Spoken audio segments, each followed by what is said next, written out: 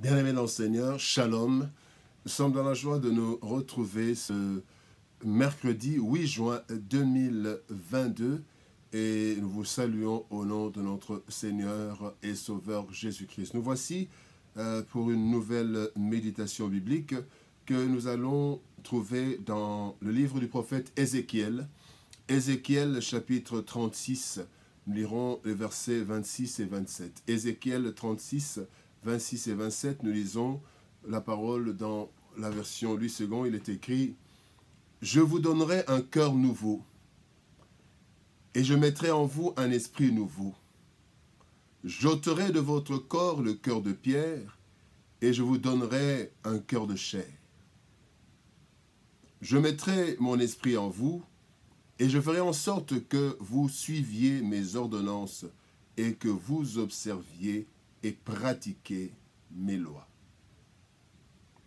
Nouvelle créature. Nouvelle créature, nous sommes de nouvelles créatures.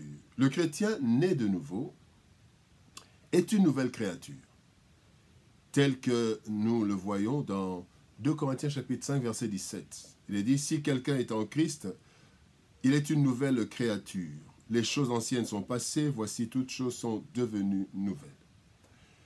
Pourtant, aux yeux du monde, et même à nos propres yeux, la différence n'est pas toujours perceptible à première vue.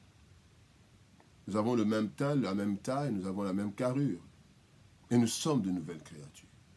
Le texte du jour nous montre qu'en fait, le renouvellement se fait sur le plan spirituel et les résultats s'en suivent. Cette transformation intérieure qui finit par impacter tout l'être humain se passe à partir du jour où nous acceptons Christ personnellement jusqu'à la fin de nos jours. Voici ce qui se passe en nous.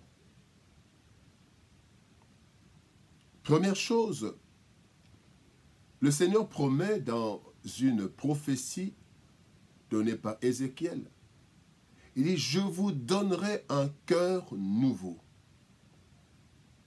Jérémie 17, verset 9 nous dit « Rien n'est plus trompeur que le cœur humain. On ne peut pas le guérir, on ne peut rien y comprendre. » C'est dans la version français courant. Dans la version Louis II, il est dit « Le cœur de l'homme est tortueux et méchant. Qui peut le connaître ?» Bien-aimé, la corruption de l'être humain a touché particulièrement son cœur et son esprit. Le cœur, siège des sentiments, de l'intelligence, etc., se trouve affecté par l'environnement direct et indirect. Les mauvais conseils, exemple, les déceptions, les blessures intérieures, les mauvaises influences, etc. Ainsi, le cœur meurtri et déformé ne peut pas être guéri par la médecine. Les différentes aides et assistances peuvent atténuer les effets, mais pas les effacer. D'où la nécessité d'un cœur que seul Dieu peut placer en nous par sa propre puissance. Un cœur de chair, un cœur de pierre.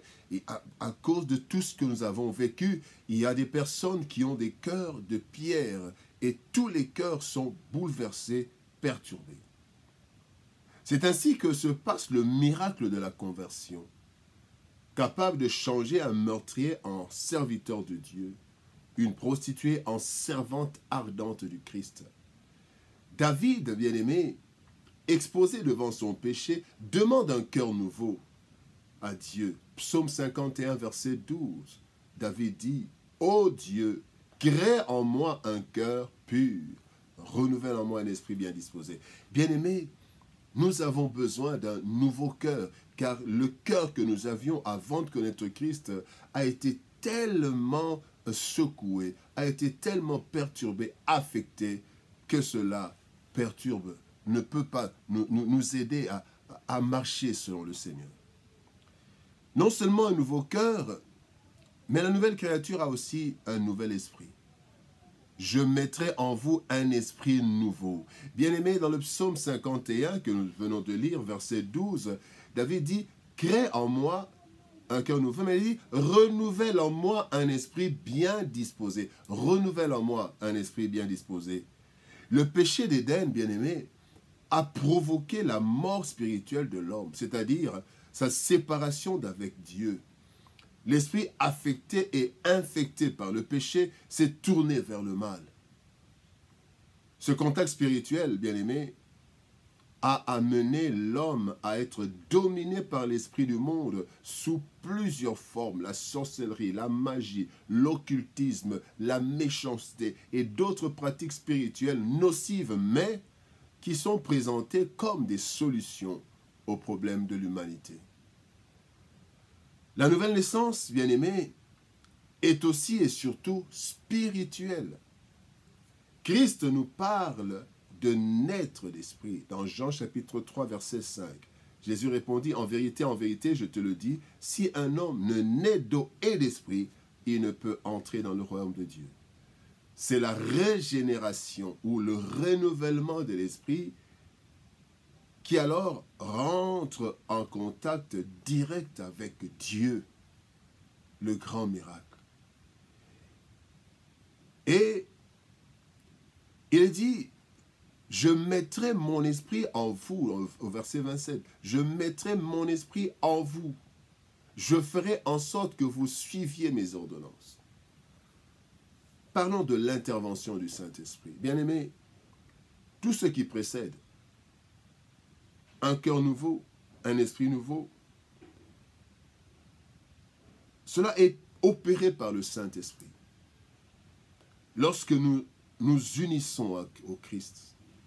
Dans Éphésiens chapitre 2, verset 1 et verset 6, il est dit, verset 5 et verset 1, il est dit, « Autrefois vous étiez spirituellement morts à cause de vos fautes, à cause de vos péchés. » Et au verset 6, il est dit, « Dans notre union avec Jésus-Christ, Dieu nous a ramenés de la mort avec lui pour nous faire régner avec lui dans le monde céleste. » C'est la régénération.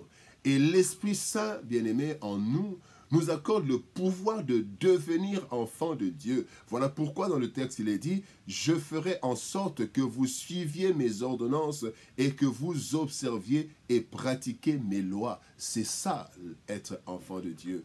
Et la Bible dit, bien-aimé, non seulement le Saint-Esprit nous accorde le pouvoir de devenir enfants de Dieu, et ainsi appeler Dieu Père, comme il est dit dans Romains, plutôt verset 8, 15, il est dit, « Vous avez reçu un esprit d'adoption par lequel nous crions, Abba, Père. » Et aussi, Jean, chapitre 1er, verset 12, dit, « Mais à tous ceux qui l'ont reçu, à ceux qui croient en son nom, elle a donné le pouvoir de devenir enfants de Dieu. » Bien-aimés, cette transformation par l'intervention du Saint-Esprit se fait dès la conversion. Et cela jusqu'à la fin de notre vie sur cette terre, dans ce corps resté corrompu et corruptible. Le vieil homme n'est pas mort. Mais l'Esprit, quand l'Esprit nous donne un cœur nouveau, un esprit nouveau, et avec le temps, nous sommes transformés. C'est ce que le Seigneur attend de nous lorsqu'il dit « Marchez selon l'Esprit et vous n'accomplirez pas les œuvres, les désirs de la chair. » Cela se concrétise à travers la parole de Dieu, à travers la prière. Ce nouveau cœur que nous avons, ce nouvel esprit, doivent être soutenus, animés par la parole de Dieu et la prière. Bien-aimés dans le Seigneur, nous sommes de nouvelles créatures. La venue du Saint-Esprit en nous est un vrai miracle. En effet, le péché nous avait corrompus, véritablement. Et bien que nous puissions présenter un aspect extérieur acceptable parfois, notre être intérieur était très endommagé.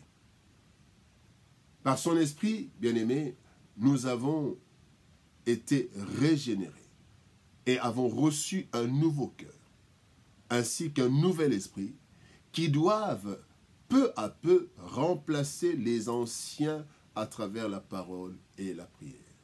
Que Dieu nous bénisse. Shalom, au revoir et à demain.